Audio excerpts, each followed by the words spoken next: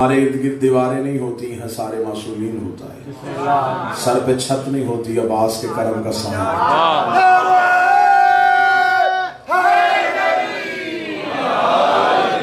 یہ آئے نہیں بلائے گئے، یہ بیٹھے نہیں بٹھائے گئے.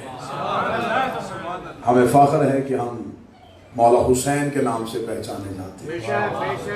ہمیں فخر ہے کہ ہماری گھٹی میں ولایت علی ہے. میرے مولا امیر المومنین سے آپ شخص نے پوچھا، مولا آپ کی محبت میرے دل میں آ رہی ہے، پھر میں گھر جا کے ماں کا شکریہ ادا. آج اسی موضوع میں اقرار حجت، اختیار حجت، انکار حجت. آج کا موضوع اسی بادشاہ شہنشاہ معظم جس کی ہم میت ہے. خدا نے پہلا ہدایت کا چراغ اس امت کی ہدایت کے لیے جلایا اور امت نے بجھایا. خدا حجتیں بھیجتا رہا اور ابلیس سے لے کے آج کے یزید تک ہر ایک نے انکار حجت کیا. جن کی خلقت میں انکار حجت تھا وہ انکار پہ ڈٹے رہے، اور جن کی خلقت میں اطاعت حجت وہ اطاعت میں ڈٹے رہے. پہلا ہدایت کا چراغ جلایا، امت نے بجھایا. دوسرا جلایا، امت نے بجھایا. تیسرا جلایا، امت نے بجھایا. خدا ہدایت کے چراغ جلاتا رہا، امت بجھاتی رہی. خدا نے کہا تم اس قابل ہو ہی نہیں کہ میں تمہارے درمیان ہدایت کا چراغ جلاؤں. اس نے آخری ہدایت کا چراغ فانوس توحید میں جلا دیا. اب وہاں تک جا نہیں سکتے تھے، زہر دے نہیں سکتے تھے، تلوار چلا نہیں سکتے تھے. اب زمین میں بیٹھ کے کہنا شروع کر دیا ہے ہی نہیں، اس نے آنا ہی نہیں ہے. اس لیے کہا تھا شاعر نے، فانوس بن کے جس کی حفاظت ہوا کرے، وہ شمع کیا بجھے جسے روشن خدا کرے.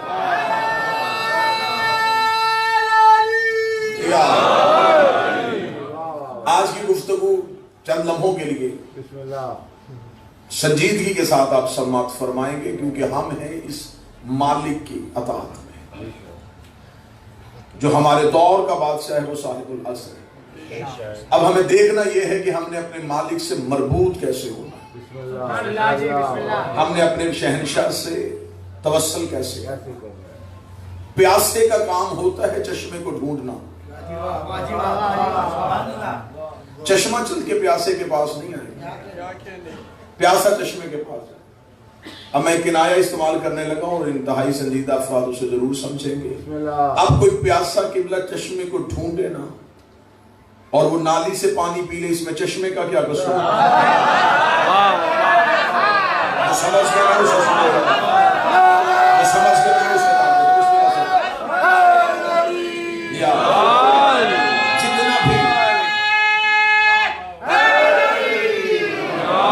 جتنا بھی انکار حجت کا زمانہ کرے، چاہے وہ عقیدے کے اندر رہ کے کرے، عقیدے کے باہر رہ کے کرے، اسے انکار کرنے دیجیے گا. اکمال الدین و تمام النعمت شیخ صدوق کی کتاب ہے. قبلہ تشریف فرمائے مذہب شیعہ کا پہاڑ جتنا نام ہے شیخ صدوق کا. لکھا ہوا جب میرا وارث ظہور فرمائے گا، مالک نماز پڑھائیں گے اور پیچھے کھڑے ہوئے اپنے نوکر سے کہے گے یا تلوار نکال. تیسری سب میں فلاں بندہ کھڑا اس کی گردن کاٹ کے، چھٹی سب میں فلاں بندہ کھڑا اس کی گردن مار کے، 13ویں سب میں فلاں بندہ کھڑا اس کی گردن مار کے. وہ پکار کے کہے گا مولا تیرے کہنے پہ آئے، نماز تیرے پیچھے ادا کرنے کے لیے تیار کھڑے ہیں، مولا ان کی گردنیں کیوں کٹوا رہے ہیں؟ فرمایا مانتے بھی ہمیں تھے، شک بھی ہمارے اختیار پہ کرتے.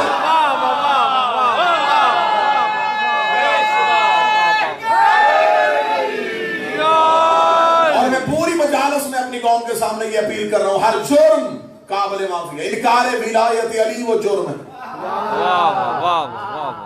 جس کی معافی کسی صورت میں نہیں. اعمال کا حساب ہونا ہے قیامت میں، اور اعمال اسی کے دیکھے جانے ہیں جس کا قبر میں امام والا جواب ٹھیک ہونا. چلے میں جملہ تبدیل کوفے کا منبر تھا، مالک امیر تشریف فرما دے. ایک صحابی نے آگے مولا کے قدموں بیٹھ کے کہا یا علی آپ جیسے یہاں مدد کرتے وہاں بھی مدد کریں گے. یا علی اگر وہاں ہماری نیکیوں کی تعداد کم ہوگی اور ہمیں آپ کی محبت کی ضرورت پڑی تو یا علی وہاں تو رشتوں کی پہچان ہی نہیں، وہاں کہاں ڈھونڈیں گے. جو مولا امیر المومنین نے جملہ کہا وہ جملہ کہوں پر چہروں پہ رونق آ جائے گی.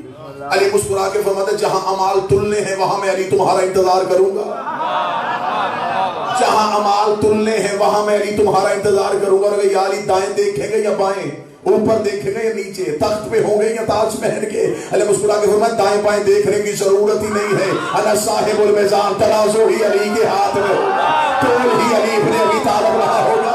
اس نے کہا اگر آپ توڑ رہے ہوں گے پھر تو آپ عادل ہیں. اگر ہماری نیکیوں کی تعداد کم ہو گئی تو آپ عدل دیکھیں گے یا ہماری محبت دیکھیں گے. علی مسکرا کے فرماتے وہاں تک پہنچ جانا, وہاں تک پہنچ جانا, کیونکہ اس سے پہلے جتنے امتحان ہیں وہ عقیدے کے ہیں. یہ پہلا امتحان ہے جہاں اعمال تلنے ہیں. تم اعمال تک پہنچ جانا, رہ گئی تمہارے اعمال میں کسی کمی تو اسے ہم ایسے پوری کر دیں گے کہ فرشتے ایک پلڑے میں نیکیاں رکھیں گے, دوسرے میں گناہ رکھیں گے. اگر نیکیوں کا پلڑا ہلکا ہو گیا تو ہم فرشتوں سے کہہ دیں گے ایک میں اس کے گناہ رکھو, دوسرے میں ہماری ولا رکھو.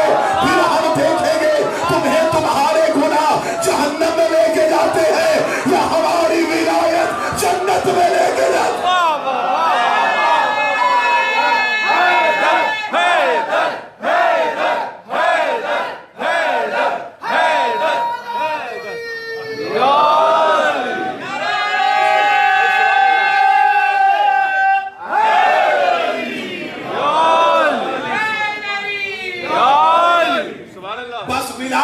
المومنین کا امکان ہے. ولایت ہے اختیار علی ابن ابی طالب, اور یہ اختیار اللہ نے اپنی مرضی سے مولا علی کو دیا. اب لوگوں کو بہانے ڈھونڈتے ہیں لوگ جگہ جگہ سے مولا علی کے فضائل گھٹانے. حد ہو گئی ہے, حد ہو گئی ہے کہ منبر سے فضائل علی پڑھیں اور چند بندے کہتے جی ہمارا تو عقیدہ توحید خطرے میں چلا گیا. یعنی کہ اتنا کمزور تھا تمہارا عقیدہ توحید کہ فضیلت علی سے خطرے میں چلا گیا. تو فضیلت علی نہ گھٹاؤ, اپنا عقیدہ توحید بڑھاؤ.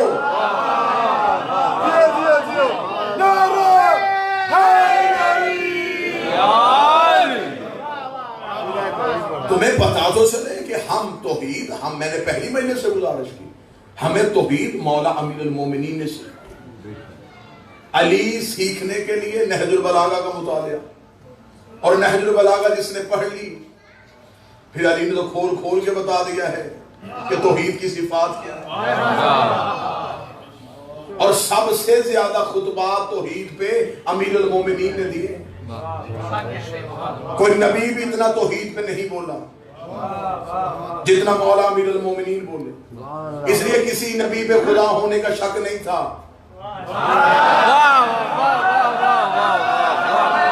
جس پہ لوگوں کو گمان ہوا اسی نے توحید پہ بولا.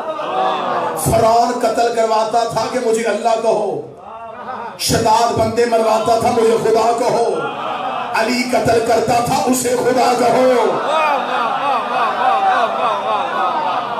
علی کے آنے سے پہلے بتوں کو سجدہ, سورج کو سجدہ, سانپ کو سجدہ. علی نے آگے لوگوں کے توحید کا معیار ہی پلٹ دیا.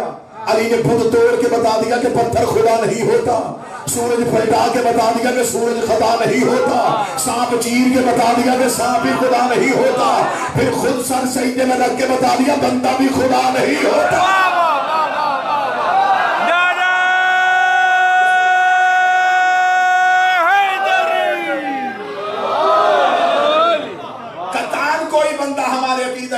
شک نہ کرے, ہمارا عقیدہ توحید سب سے بہتر. اور میں پوری دنیا میں بانگ توحید کہتا ہوں, لوگوں کے پاس علی جیسا ایک بھی ہوتا لوگ کب کے مشرک ہو جاتے. ہمارے پاس 12 علی ہیں, ہم پھر بھی توحید کو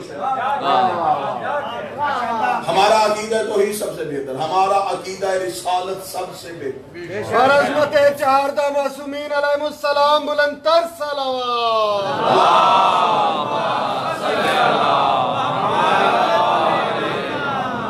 ہمارا عقیدہ رسالت سب سے. ہم نے کبھی بھی یہ کسی بھی منبر سے یہ نہیں کہا کہ رسول کی حدیث اگر میرے بعد نبی ہوتے تو علی ہوتے, کیونکہ نبوت کا دروازہ بند. یہ مسلمانوں نے دروازہ کھلا رکھا تو نقصان ہوگا. کہ اگر نبی کے بعد گنجائش تھی تو لوگوں نے کہا گنجائش ہے تو اگر وہ ہو سکتے ہیں تو یہ کیوں نہیں ہو سکتے. ہم نے محمد رسول اللہ کے فوراً بعد علی ولی اللہ پڑھا. باقی رہ گئے یہ چھوٹے موٹے اعتراض، شیعہ صحابہ کو نہیں مانتے، شیعہ نبی کے ازواج کو نہیں مانتے، یہ بھی بڑے جاہل سے اعتراض ہے.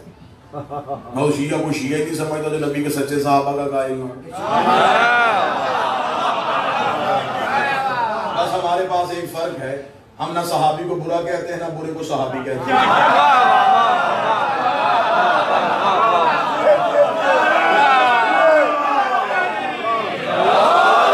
بس قریب بیٹھنا شرط نہیں ہے، ہمارے پاس محبت شرط ہے، اطاعت حجت شرط ہے. جس نے حجت کی اطاعت کی، ہم نے اس کے قدموں پہ اپنا سبق دیا.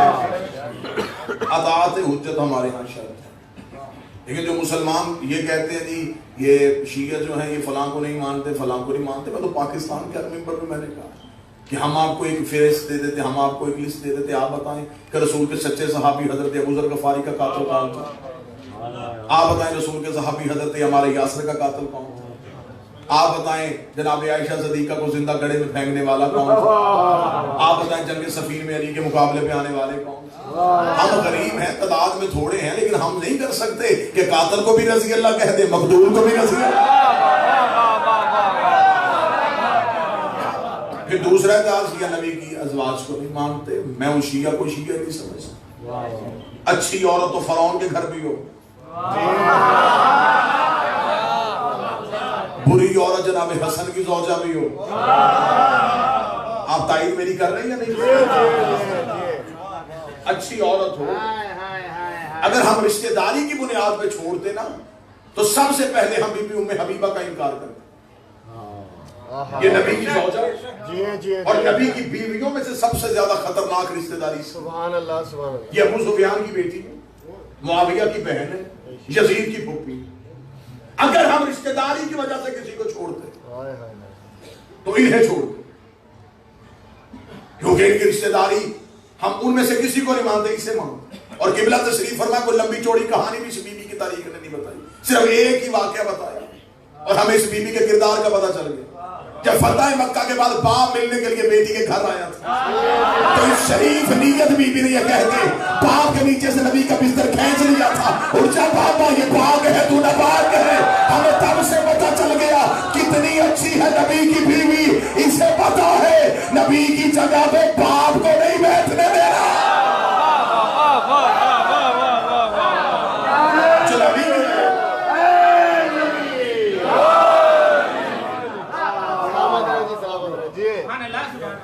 ہم یہ شیعہ مذہب مدلل ترین مذہب. اب نصیحت پیش کی جاتی ہے کہ اللہ قرآن میں کہتا ہے نبی کی بیویاں تو امت کی مائیں. فوراً کہتے ہیں کہ دیکھیں یہ آیت موجود ہے پھر آپ سب کو کیوں نہیں مانتے. تو یہ باتیں میں اس لیے کر رہا ہوں، یہ باتیں آپ کو روزمرہ کی زندگی میں کام ہم مانتے ہیں. بے شک یہ آیت قرآن میں ہے کہ نبی کی بیویاں امت کی مائیں، لیکن یہ بتاؤ یہ آیت آئی کیوں تھی؟ اس آیت کا شان نزول کیا ہے؟ کس نے ماں نہیں مانا تھا تو آیت آئی؟ آپ خاموش رہیں گے تو گفتگو کا رخ پہ. بھائی اس دور میں تو آپ کے بقول شیعہ نہیں تھے.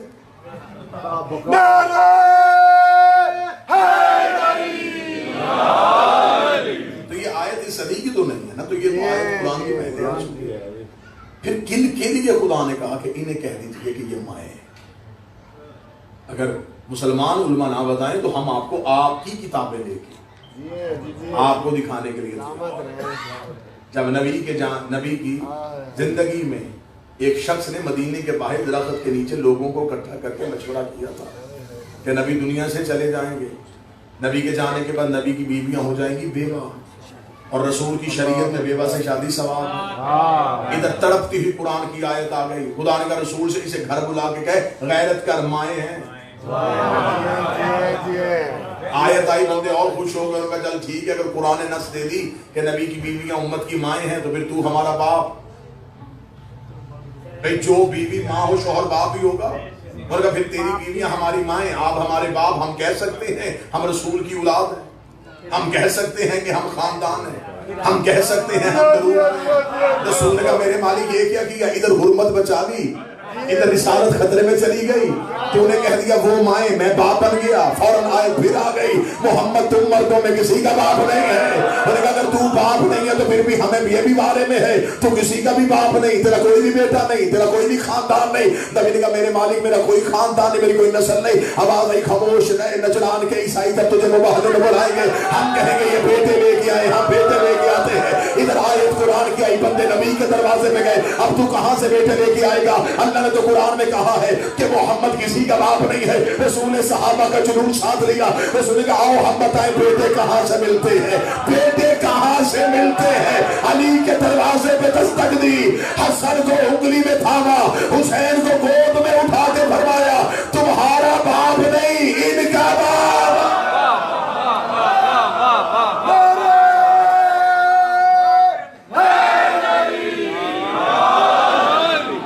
لہذا ہمارا مذہب مدلل، ہم ہیں اس وقت صرف اور صرف حجت کی اطاعت۔ ہم ہر کسی کی عزت کریں گے، اطاعت ہم صرف معصوم کی کریں گے۔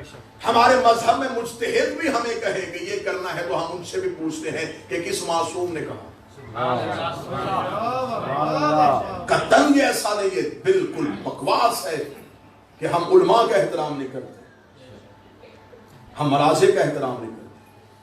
ان کے پاؤں کے نیچے پڑا ہوا مٹی کا ذرہ میرے جسم سے ہوتا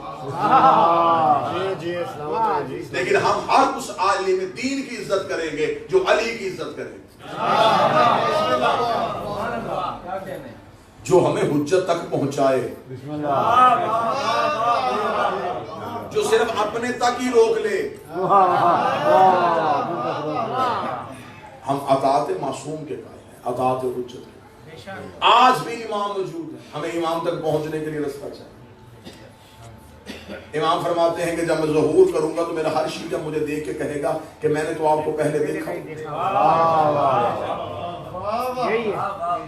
مولا فرماتے ہیں تمہارے اور ہمارے درمیان فاصلے نہیں، صرف گمان ہے جو تمہاری طرف سے۔ مولا فرماتے ہیں میرے شیعہ اور مجھ تک پہنچنے کے لیے جو سب سے پہلا ایک وسوسہ ابلیس میرے ماننے والے کے دل میں ڈالتا ہے وہ یہ ہے کہاں وہ کہاں ہم۔ معصوم فرماتے ہیں یہ پہلا خیال ہے جو ابلیس اس کے ذہن میں ڈالتا ہے۔ مولا نے پھر اسی خیال کا جواب دیا، مولا نے فرمایا اگر تمہارا یہی معیار ہے کہ کہاں ہم کہاں تم ہم سے مل نہیں سکتے، اگر یہی منزلت ہوتی کہ تم ہم سے ملنے کی وجہ تمہارا اور ہمارے درمیان یہ ہوتا تو کبھی بھی ہم اپنی محبت تمہارے دلوں میں نہ ڈالتے۔ ایک شیعہ نے مولا سے توقیع میں پوچھا، اسے کہا مولا میں ملنا چاہتا ہوں۔ مولا فرماتے ہیں ہم ملتے ہیں تم پہچانتے نہیں۔ اسے مولا کب ملتے ہیں؟ مولا فرماتے ہیں اکثر تم روتے روتے خاموش ہو جاتے ہو، تمہیں خبر ہے تمہیں وہ تسلی دینے والے ہم ہوتے ہیں، تمہیں وہ دلاسا دینے والے ہم۔ امام سے ملنے کا رابطہ ہموار کیجیے، امام سے امام تک جانے کا تعلق بھی۔ کسی باپ کا بیٹا گھر نہ آئے تو اسے نیند نہیں آتی، اور ہمیں خبر ہے کہ ہمارا امام زمانے میں موجود ہے۔ ہم میں سے کون ہے جو امام کو ڈھونڈنے کی کوشش کرے؟ اب ایک لمحے کے لیے یہ گفتگو سنجیدہ پہلو میں آئے گی، لیکن مجھے آپ سے 4 دن سے داد بھی لے چکا ہوں، دعا بھی لے چکا ہوں۔ برائے تاکیل امام زمانہ بآواز بلند صلوات۔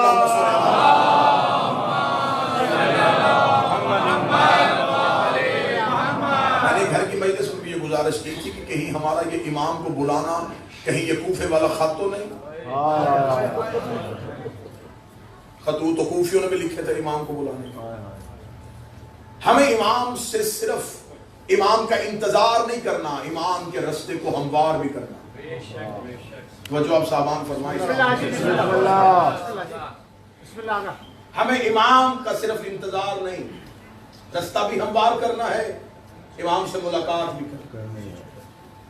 امام نے تو اپنا ایڈریس بتا دیا کہ میں کب اور کہاں ہوتا ہوں۔ اب اس سے زیادہ امام کو کون شیعہ ہے جو کہے کہ مجھے اب ڈھونڈنے میں مشکل ہے؟ امام نے فرمایا ہفتہ والا دن مجھے ڈھونڈنا ہو تو مسجد کوفہ میں آتا، اتوار کو میں مسجد سہلہ میں ہوتا، سوموار کو میں بقیہ کی قبروں پہ ہوتا، پھر میں مسجد جمکران میں ہوتا، شب جمعہ میں کربلا میں ہوتا، جمعہ میں امیر المومنین کے حرم میں ہوتا۔ مولا فرماتے طواف کعبہ کرتے ہوئے کعبے پہ سیدھی بارش ہو رہی ہو اور مزاب رحمت سے پانی نیچے آ رہا ہو تو سمجھ لینا تمہارا امام طواف میں ہے۔ اب اس سے زیادہ آسان نشانی کون بتا؟ امام خود بتا گیا کہ میں اس وقت میں یہاں ہوں. پھر امام نے اگلی نشانی بتائی. امام نے کہا چل تو ہم سے محبت کا دعویٰ کرتا ہے نا, تجھے مجھ تک پہنچنے کی ضرورت نہیں, تو ہمیں بلا.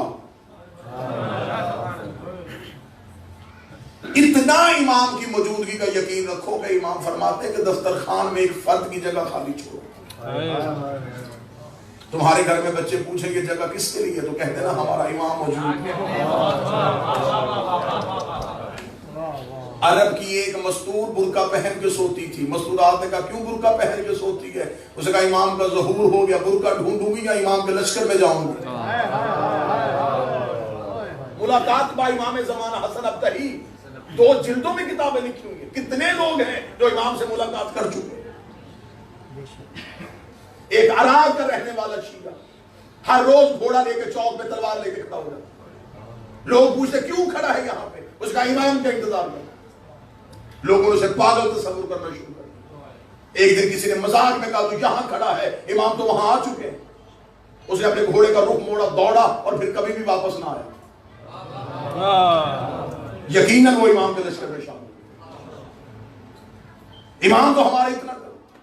ایک شخص نے ایک عارف سے آ کے شاگرد نے کہا کہ میں مولا سے ملنا چاہتا ہوں, مجھے کوئی عمل بتائیے جو میں کروں اور امام سے ملاقات. موضوع پسند ہے؟ بسم اللہ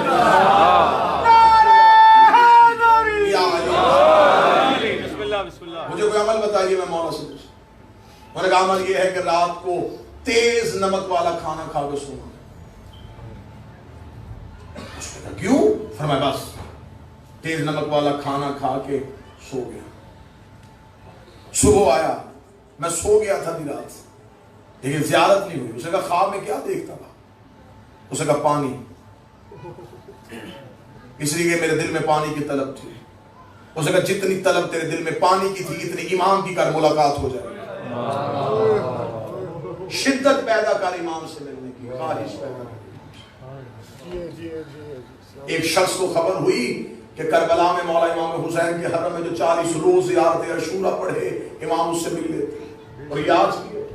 منقول ہے روایات میں کہ حرم امام حسین میں زیارت عاشورہ کا 40 روز کا عمل کیا جائے تو امام مل لیتے. وہ 40 روز زیارت عاشورہ کا عمل کرنے کے لیے چلا گیا. جیسے جیسے دن گزرتے گئے ذہن میں اعتماد ختم ہوتا رہا کہ نہیں ملاقات نہیں ہو سکتی, میں اس قابل نہیں, میں گنہگار ہوں, وہ مجھ سے نہیں ملیں گے. بس یہ اعتماد کم ہوتا گیا. دن قریب آنے شروع میں ذہن میں آیا گھر واپس چلا جاؤں, بچے اکیلے ہوں گے, کاروبار تباہ ہو رہا ہوگا. گھوڑے میں بیٹھا اور حدود حرم سے نکلا. جب وہ کربلا سے نکل رہا تو ایک گھوڑا سوار اس کے ساتھ چلا. گھوڑا سوار کی آواز کہاں جا رہا ہے؟ کہنے لگا کوفہ. کس رستے سے جائے گا, خشکی کے یا فرات کے؟ کہنے لگا خشکی کے رستے. گھوڑا سوار کی آواز پھر کوفہ میں ایک میرا کام کرے گا, ایک امانت ہے, وہ کوفہ میں ایک شخص کو دے دینا. کہنے لگا کیا امانت ہے؟ کہ کوفہ میں ایک ریان نامی شخص رہتا ہے, اسے یہ 40 دینار دے دینا. جب تو اس کے دروازے پہ جائے گا, دستک دے گا, صبح کا وقت ہوگا, وہ دروازہ کھولے گا, اس کے بازوؤں پہ خون کے چھینٹے ہوں گے. پریشان نہ ہونا, وہ قصاب ہے, صبح صبح جانور ذبح کرتا ہے.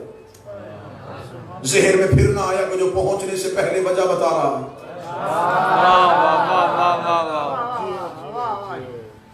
اور یہ مولا سے ملاقات کا عارفین کہتے ہیں کہ سب سے پہلا جو کام ہوتا ہے جب مولا سے ملاقات ہوتی ہے, سب سے پہلے دماغ کی سوچیں وہیں پہ رک جاتی ہیں.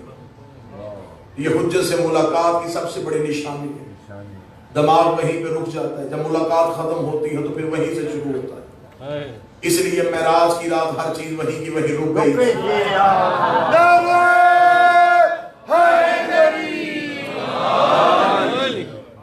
اب جب گھوڑا سوار واپس پلٹا تو اس نے آواز دے کے کہا, اس نے کہا اگر وہ پوچھے یہ کس نے دیے ہیں تو اپنا نام تو بتائیے. گھوڑا سوار کی آواز کہہ دینا بقیہ نے دیے.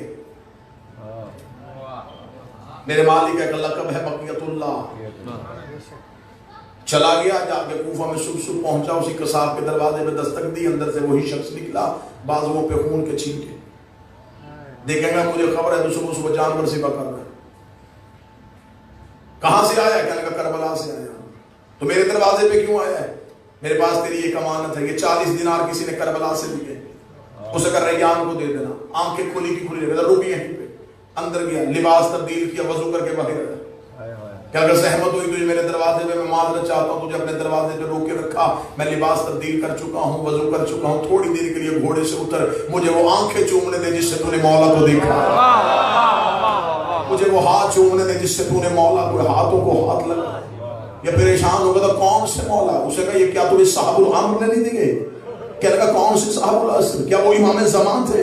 اسے کہا تو وہاں مل کے آیا، تجھے پتہ ہی نہیں؟ مجھے جب بھی کوئی مشکل ہوتی ہے میں انہی کو بلاتا ہوں. میں تو ابھی رات کو کہا تھا مولا 40 دینار کا قرضہ ہے مجھے واپس دینا ہے، صبح سے پہلے اس نے واپس بھیج دیا.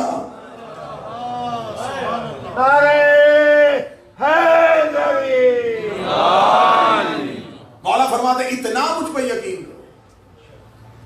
جب تمہارا یقین اتنا بڑھ جائے گا پھر تم اپنی مشکل کسی کو بتاؤ گے نہیں.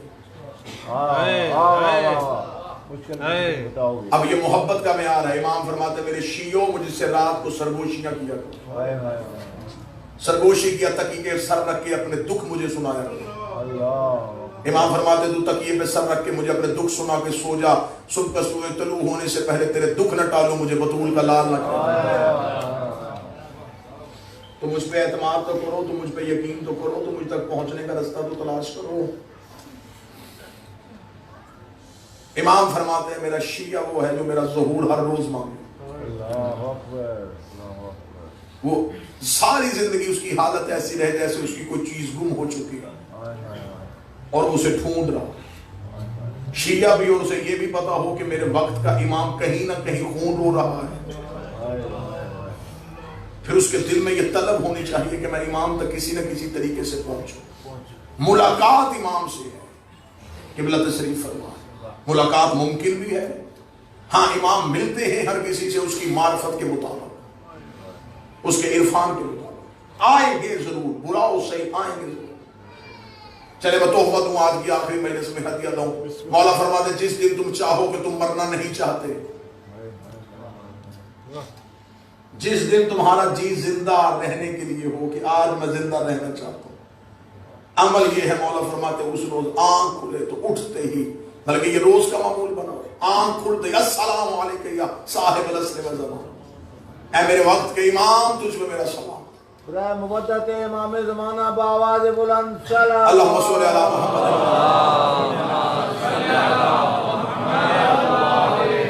سائی نے کہا مولا کریں گے سلام تو موت کیسے نہیں آئے گی؟ امام نے فرمایا سلام سنت ہے، جواب دینا واجب ہے.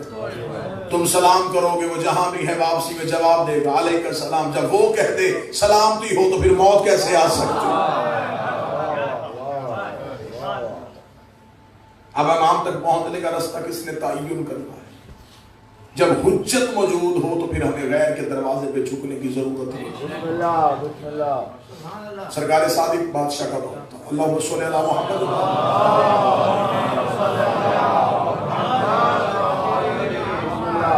ایک شخص نے غصے میں اپنی عورت کو طلاق دے دی. شہر کے علماء سے حل پوچھا، انہوں نے حل بتایا. تسلیم نہ کرنے کے لیے ذہن تیار تھا. اپنے شہر سے نکل گیا اور مدینے پہنچ گیا. جب مدینے پہنچا تو اس نے لوگوں سے کہا کہ یہاں پہ رسول کا کون سا بیٹا ہے؟ ان کا رسول کا ایک بیٹا ہے، نام ان کا جعفر، لقب ان کا صادق ہے. انہوں نے کہا میں اس سے ملنا چاہتا ہوں، اس سے میں نے اس مسئلے کا حل پوچھنا ہے. اب حجت تک پہنچنے کا راستہ بتانے لگا کہ کیا توکل کیا چاہیے، اعتماد کیا چاہیے. اس نے کہا میں امام سے ملنا چاہتا ہوں اور پوچھنا چاہتا ہوں کہ میرے اس مسئلے کا حل کیا ہے. وہاں کے رہنے والے لوگوں نے کہا کیا تو آسان سمجھتا ہے امام سے ملنا؟ حکومت نے پابندی لگائی ہوئی ہے، امام سے ملاقات کا تصور بھی نہیں. امام کو گھر میں نظر بند کیا ہوا ہے، گلی میں مخبروں نے گھر لیے ہوئے ہیں، فوجیوں کے پہرے ہیں، سپاہیوں کا ہجوم ہے، تو امام تک نہیں پہنچا. یہیں سے واپس چلا جا. اور اگر کوئی دینی مسئلے کے بارے میں جواب لینا ہے تو یہاں پہ بہت سے ایسے لوگ ہیں جو دین کے بارے میں جانتے ہیں. اس کا نہیں، جب وارث دین موجود ہے تو پھر میں کیوں کسی کے پاس؟ انہوں نے کہا پھر ان سے تو نہیں مل سکتا، ان سے تو ملنے پہ پابندی ہے. میں واقعہ پڑھتا جاؤں اور آپ نے آج کے دور میں اسے دیکھتے چلے جانا یہ کہاں کہاں نشانیاں دے. اس کا جب امام موجود ہے تو میں کیوں پوچھوں، میں امام تک پہنچوں. انہوں نے کہا پھر تو امام سے تو نہیں مل سکتا کیونکہ ان سے ملنے پہ پابندی ہے. اس نے کہا پابندی بتا رہی ہے کہ یہ سچا ہے، اس لیے کہ جھوٹ پہ کبھی پابندی نہیں ہے. پابندی ہمیشہ حق پہ ہوتی ہے، لہذا میں امام تک پہنچوں گا، ہر صورت پہنچوں گا۔ اب یہ جب بھی اس گلی میں داخل ہو، فوجی روکے، سپاہی روکے، خوف میں آ جائے، ڈر جائے، واپس آ جائے۔ ایک کتاب میں روایت ہے 1 ماہ، ایک میں روایت ہے 3 ماہ تک مدینے کے باہر، ایک سوال کے جواب کے لیے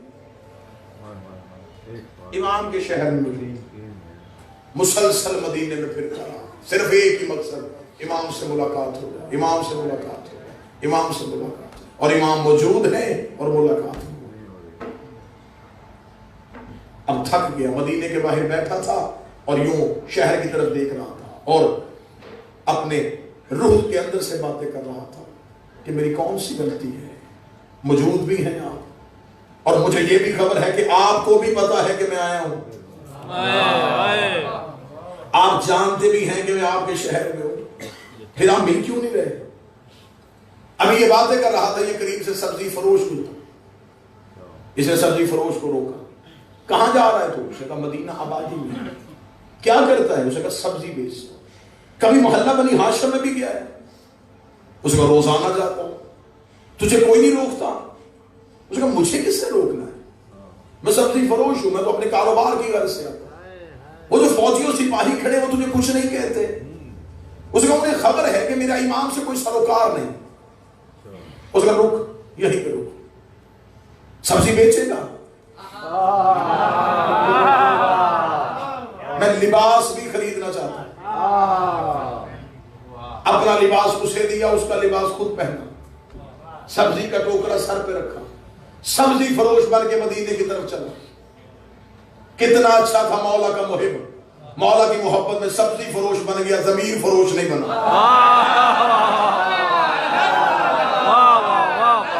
جھکا نہیں کسی، سبزی فروش بن کے مدینے میں داخل ہوا۔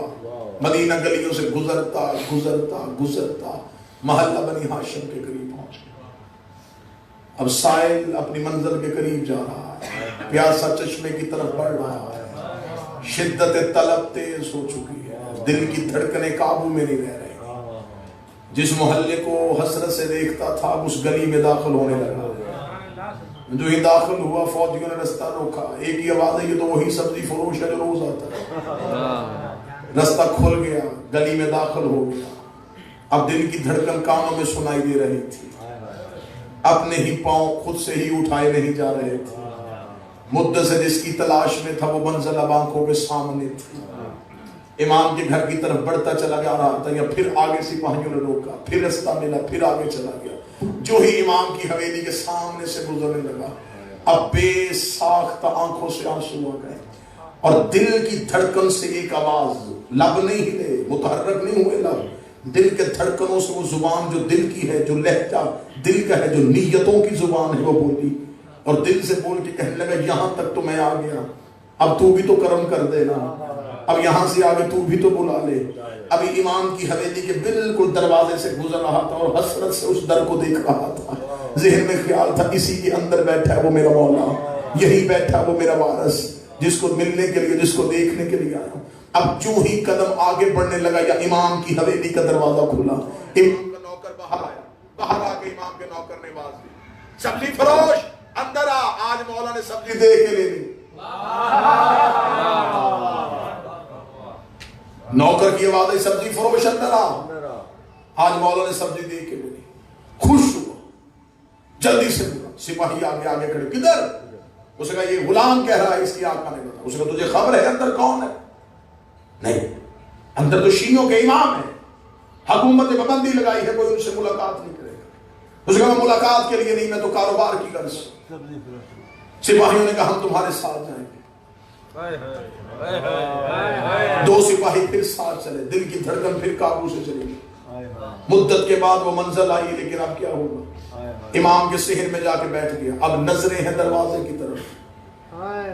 کتنا خوش نصیب تھا وارث کے صحن میں بیٹھا، نظریں اس پردے پہ، جس کے پردے کے پیچھے وہ حسن انبیاء کا وارث بیٹھا ہوا تھا۔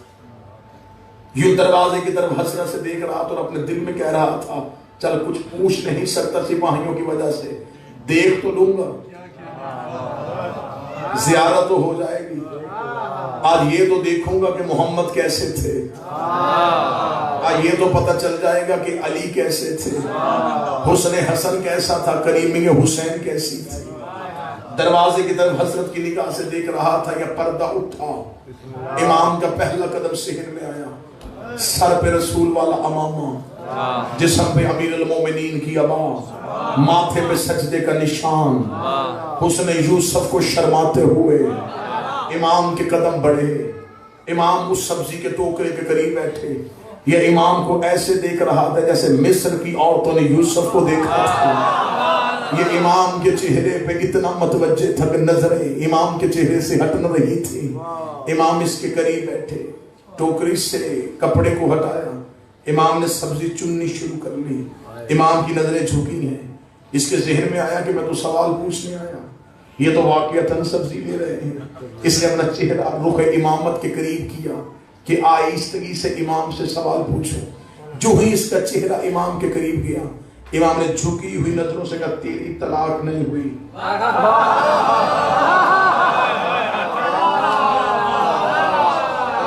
اس نے کہا مولا میں نے سوال پوچھا تو نہیں، فرمایا ہم سوالات کے محتاج نہیں ہوتے۔ اب جو سر پہ سپاہی کھڑے ہیں وہ سمجھ رہے ہیں کہ سبزی کا سودا ہو رہا، انہیں نہیں پتا کہ دین پہنچایا جائے۔ اب کاش وقت ہوتا امام قرآن کی آیات بتاتے، احادیث دیتے۔ اس نے آہستگی سے کہا، اس نے کہا مولا واپس جاؤں گا، میرے شہر کے لوگ بڑے ظالم ہیں، وہ کہیں گے صرف اتنا پوچھ کیا گیا کہ نہیں ہوئی، کوئی ایک دلیل تو مجھے دے دے جو جا کے میں دے سکوں، جا کے جواب بتا سکوں۔ امام نے کہا انہیں جا کے بتا دینا تو نے طلاق غصے میں دی ہے، غصہ حرام ہوتا ہے اور حرام حالت میں حلال کام نہیں ہو سکتا۔ آئے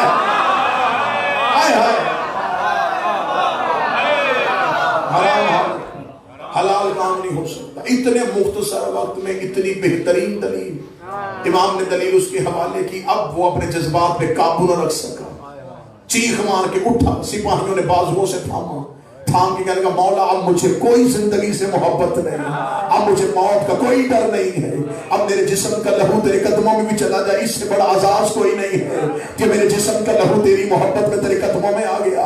یہ کہتے ہوئے سپاہی اسے گھسیٹ کے دروازے کی طرف لے کے جا رہے تھے، اور یہ مسلسل امام کا چہرہ دیکھتا جا رہا تھا، اور روتے ہوئے اس نے دروازے پہ جا کے ایک ہی سوال کیا۔ اس کا ایک سوال کا جواب اتنا دے دیجئے کہ 3 مہینے ہو گئے مجھے مدینے کی گلیوں میں پھرتے ہوئے، روز سوچتا تھا کہ آج گھر چلا جاؤں، آج گھر چلا جاؤں، آج گھر چلا جاؤں، کون سی چیز ہے جو مجھے جانے نہیں دیتی تھی۔ امام اٹھ کے کھڑے، امام نے کہا ایک دن بھی تیری ماں نے تیری امانت میں خیانت کی ہوتی تو کبھی بھی میرے دروازے پہ آ ہی نہیں سکتا۔ تیرے حلالی ہونے کی دلیل ہے کہ تو حجت ہے۔ اب ہمارا امام تک پہنچنے کا ایک ہی ذریعہ ہے، اپنے توکل کو بلند کیجئے، اپنے اعتماد کو بحال کیجئے، یقین کی منزل پہ آئیے، اور یہ یقین رکھیے کہ ہمارے وارث موجود ہیں، ہمارے امام۔ جب یہ یقین آ جائے گا نا کہ امام موجود بھی ہیں، دیکھ بھی رہے ہیں، پھر گناہ کون کرے؟ جو بیٹا باپ کے سامنے سگریٹ نہیں پیتا، جب اسے یہ ذہن میں ہو کہ میرا امام موجود ہے، پھر وہ غلطی کیسے؟ لیکن ہم نے اپنے اندر سے وہ یقین ختم کر لیا ہے، ہم سمجھتے ہیں کہ امام ہے، بس آ جائیں گے، آ کے ہمارا بھی انتقام لیں گے، اپنا بھی انتقام نہیں۔ امام کو ایسے نوکر نہیں چاہیے، امام کو ایسے چاہیے جو آج بھی امام کے عشق میں ویسے کھڑے ہوں جیسے امام کے قیام پہ کھڑے ہوں۔ ہم ظہور کے بالکل قریب ہیں، اور یہ جو آج چھوٹے چھوٹے مسئلے مسائل، یہ مسئلہ وہ مسئلہ، یہ مسئلہ وہ مسئلہ، یہ مسئلے نہیں ہیں، یہ امام کا چھان بریک ہو رہا ہے۔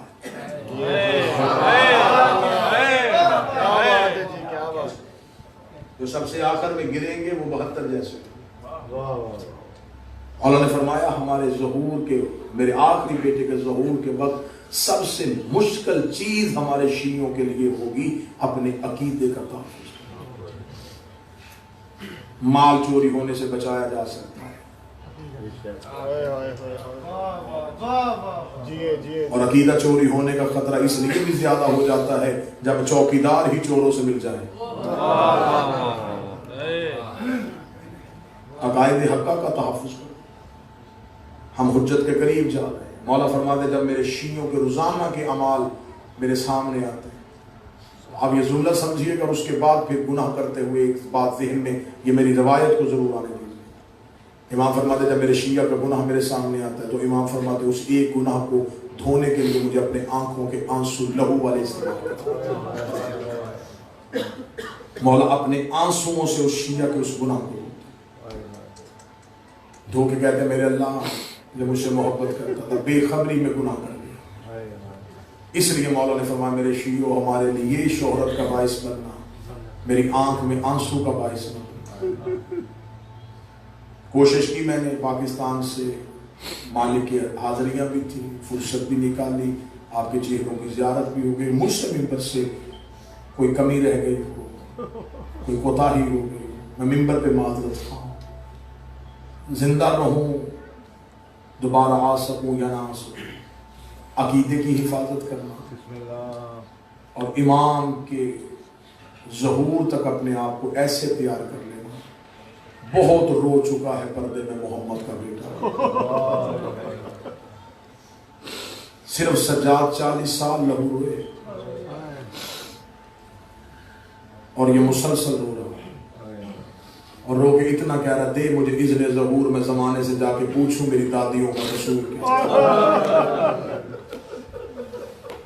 ایک بازار میں کھڑی رہی, ایک دربار میں. آج مستورات میں ہے حسین کی اس بیٹی کا جنازہ جو مدینے میں اکبر کے انتظار میں بیٹھی ہے.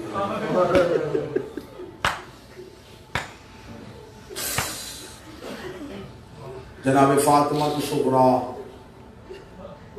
یہ شہزادی ماں کا نام ام سہار ہے. کتاب کہتی ہیں یہ ماں کی اکلوتی بیٹی, اکبر کی بہن کوئی نہیں تھی, صغریٰ کا بھائی کوئی نہیں تھا. بچپن میں دونوں میں محبت ایسے کہ نہ صغریٰ اکبر کے بغیر رہے نہ اکبر صغریٰ کے بغیر. بچپن میں تھی جناب صغریٰ جب ماں کی رحلت ہو گئی, ماں دنیا سے چلی گئی, یتیمہ ہو گئی. بچپن میں چند ماہ شہزادی کی عمر تھی. یا مولا حسین کے گھر میں جناب ام رباب نوکری کے لیے حاضر ہوئی.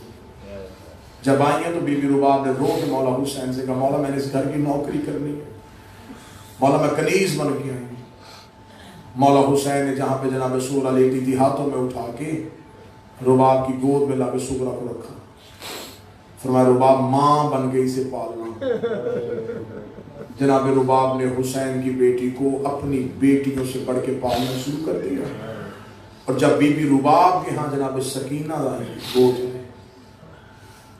تو کتابیں کہتی ہیں اب ایک گود میں 2 شہزادیاں پل رہی تھیں, جناب سکینہ بھی جناب صغریٰ بھی. ایک دن مولا حسین مسجد سے باہر آئے تو بی بی سکینہ جناب رباب کی گود میں بیٹھی ہے اور بی بی صغریٰ جو ہے وہ دروازے میں بیٹھی ہے. مولا حسین آئے تو جناب صغریٰ بچپن میں بابے کے ساتھ لپٹ کے روئی, رو کے کہہ رہی بابا آج اجازت مانگنا چاہتی ہوں, آج کے بعد میں آپ کے سینے پہ سو جایا کروں. حسین نے کہا کیوں صغریٰ, تو ماں رباب کے پہلو میں نہیں سوتی. اور وہ کہتی بابا میں یتیمہ ہوں, اب اس کی اپنی بیٹی سکینہ ہے, میں نہیں چاہتی کہ میری وجہ سے ماں کی محبت میں کوئی فرق آئے. کتابیں کہتی ہیں کہ حسین نے بیٹی کو سینے سے لگا کے وہاں جہاں رباب بیٹھی تھی رو کے کہہ کے رباب کیا کہا ہے تو نے میری صغریٰ کو, آج میری صغریٰ کی آنکھوں میں آنسو آ رہے ہیں. طرف کے بی بی صغریٰ نے جناب سکینہ کو حسین کے ہاتھوں پہ رکھا, رو کے کہنے لگی مولا میں نے تو نوکری کی ہے, مولا آج کے بعد سکینہ آپ کے سینے میں سوئے گی, صغریٰ میرے پہلو میں سوئے. ماں بن کے بی بی رباب نے پالنا شروع کر دیا. 28 کا جب قافلہ تیار ہو رہا, یہ شہزادی دروازے پہ بیٹھی, جو بھی مستور محمل کی طرف جاتی ہے وہ آگے صغریٰ کے سر پہ ہاتھ لگے, اچھا صغریٰ اللہ کے حوالے, اچھا صغریٰ اللہ کے حوالے. سب سے آخر میں اصغر کی ماں بی بی رباب گود میں اصغر تھا، بیوی نے اپنے گھر کی چابی جناب سغرا کے ہاتھ میں رکھی، چہرہ مبارک ہوا۔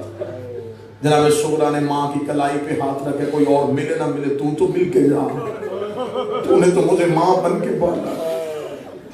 جناب رباب وہیں میں بیٹھی اور بیوی سغرا کو سینے سے لگایا، لوگ کہتی میں نے بڑی منت کی ہے مولا حسین کی، لیکن مسئلہ امامت ہے، سغرا وہ نہیں لے کے جانا چاہ رہے۔ لوگ کہتی اماں میں نے ضد بھی نہیں کی، حسین میرے بابا ہی نہیں، حسین میرے امام بھی ہیں، لیکن اماں ایک مہربانی کر دے، تھوڑی دیر کے لیے اصغر تو میرے ہاتھوں پہ دے۔ اصغر ہاتھوں پہ آیا، شہزادی نے بھائی کے چھوٹے چھوٹے ہاتھ چومے، رو کے کہتے ہیں اصغر بھائی تو بہنوں کو چھوڑ کے نہیں جاتے، اصغر تو میرے پاس رہے، میں تجھے جوان کروں گی، تو جب جوان ہو کے میرے صحن میں چلے گا، تجھے چلتا دیکھ کے میں کبھی اکبر کو یاد کروں گی، کبھی قاسم کو یاد کروں گی۔ اصغر نے دونوں ہاتھوں سے بہن کی کلائیوں کو تھام لیا۔ بیوی رباب رو کہتی اصغر حسین بلا رہے ہیں، بیوی سغرا رو کے کہتی اماں ضد نہ کرنا، اصغر آئے تو لے جانا، نہ جائے تو نہ لے کے جانا۔ بیوی رباب نے 3 دفعہ صدا دی، اصغر نہ آئے، مولا حسین واپس آ کے تو رباب کیا ہوا، قافلہ تو تیار ہے، رو کے کہتی اصغر بہن کے ہاتھوں سے نہیں اٹھ رہا۔ حسین روتے ہوئے اصغر کے کان میں بات کی ہے، اصغر نے تڑپ کے بہن کی کلائیاں چھوڑی، حسین کے گلے میں باہر ڈالی۔ سغرا رو کے کہتی بابا اکبر بھی تو لے جا، اصغر بھی تو لے جا، لیکن اتنا بتا میرے اصغر کو کہا کیا ہے۔ حسین رو کہتے میں نے صرف اتنا کہا اصغر رہنا تو رہے، حرمل کا تیر بھی حسین کھا لے گا، تیر کا نام آنا تھا۔ سغرا نے دروازے پہ سر کو مارا، لوگ کہتی ہے بابا میرا اصغر تیر کھائے گا۔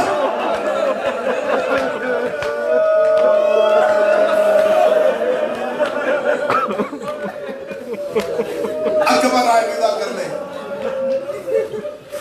شہزادی نے جناب علی اکبر گھوڑے پہ بیٹھ کے شہر میں، بیوی نے ریت اکٹھی کر کے روکے گا، اکبر اپنا پاؤں ریت پہ لگا، تیرے قدموں کے نشانوں پہ منہ رکھ کے زندگی مدینے کا رہنے والا عبداللہ روایت کرتا ہے، اس نے کہا 10 محرم کی رات عراق کی طرف سے ایسی خوفناک آندھی آئی، اس نے کہا 10 محرم کی رات مدینے کے لوگ اپنے گھروں میں سہم گئے کہ قیامت آ گئی ہے۔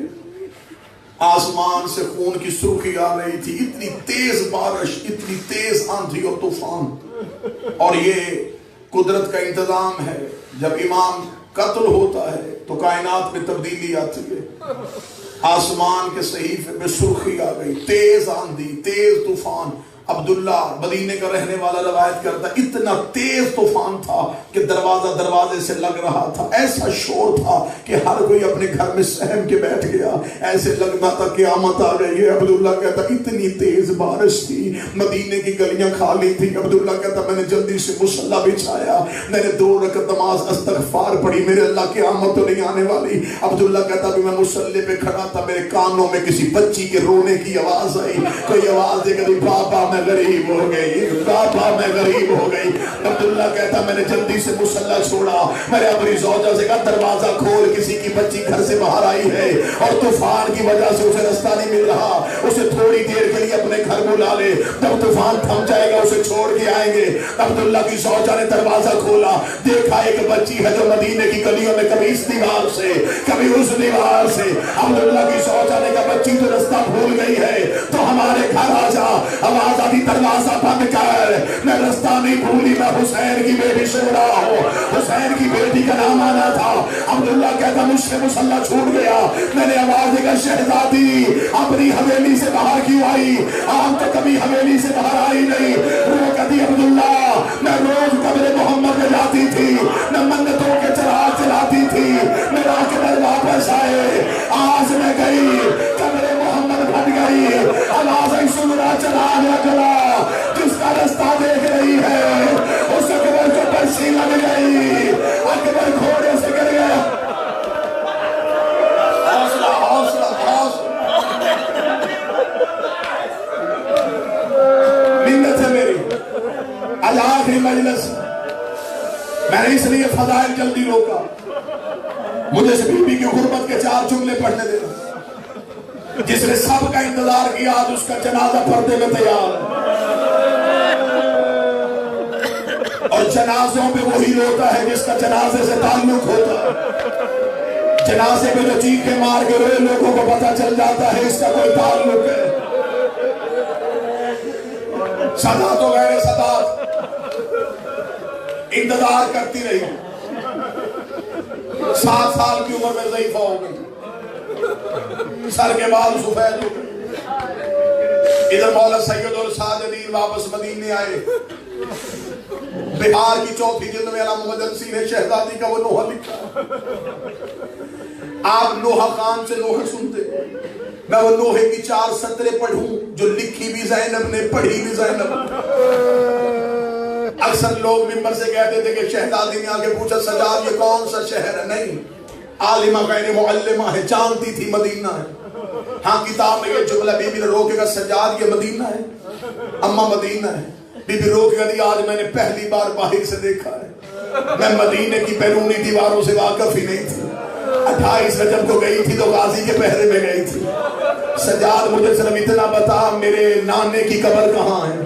سجاد کی آواز ہے اماں وہ سامنے قبر ہے رسول کی۔ بی بی روکے گی سجاد تو تھکا ہوا قافلہ لے کے بیٹھ، میں رسول کو جا کے اپنی فتح کی نوید سنا کے آتی ہوں۔ جس بندے نے بستر میں ماتم کرنا میں آپ یا کا نوحہ پڑھنے لگا ہوں۔ کتابیں لکھتی ہیں بی بی قبر رسول کی جانب چلی، میں امتی ہوں میں یہ نہیں پڑھ سکتا جیسے لکھا ہے کہ کیسے گئی، بس اتنا بتا دو جیسے شام کے بازار میں چلی تھی ویسے علی کی بیٹی قبر رسول کی جانب چلی۔ بی بی نے جا کے رسول کے دروازے پہ ہاتھ رکھا، کافی دیر تک قبر محمد کو دیکھ کے روتی رہی۔ رونے کے بعد بی بی نے لوہے کی پہلی سطر پڑھی۔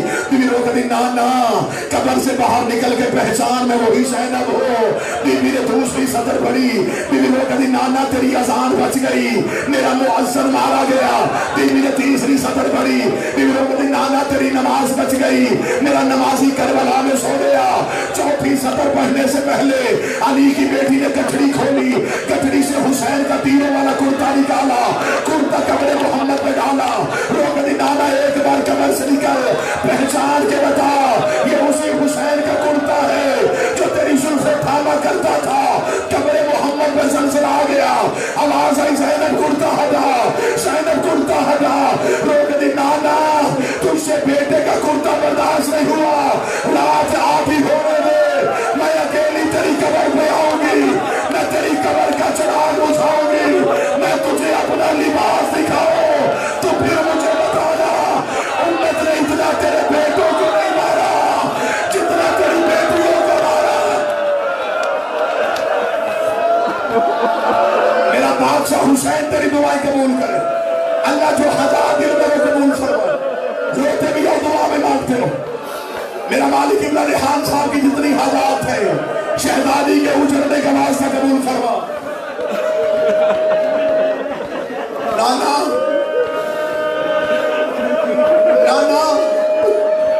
نانا میں کس کو بتاؤں؟ قبر رسول ہل گئی، آواز ہے زینب مجھے نہ سنانا، زینب مجھے نہ سنانا، اب اجازت دو تو میں پڑھوں۔ یہ میرے بدے ہاتھ ہے تمہیں بی بی کا واضح سننا۔ بی بی روتی ہوئی ماں کی قبر پہ گئی، رو کے کہتی اماں نانے نے دکھ نہیں سنے، اماں حسن بھی نہیں سن رہا، اماں بیٹیاں ماں کو نہ بتائیں تو کسے بتائیں، اماں ایک بار بیٹی کے دکھ سن لے، اماں میں 28 سے جب تیری قبر پہ آئی تھی میں نے وعدہ کیا تھا میرا کچھ بچے نہ بچے میں تیری نسل بچا کے آؤں گی، اماں ایک بار قبر سے نکل، تیرا سجاد بھی واپس آ گیا، تیرا باقر بھی واپس آ گیا، اماں نہ میرا عود آیا نہ میرا محمد آیا، اماں میری نسل کربلا میں رہ گئی، اماں میں تیری اولاد بچا دیا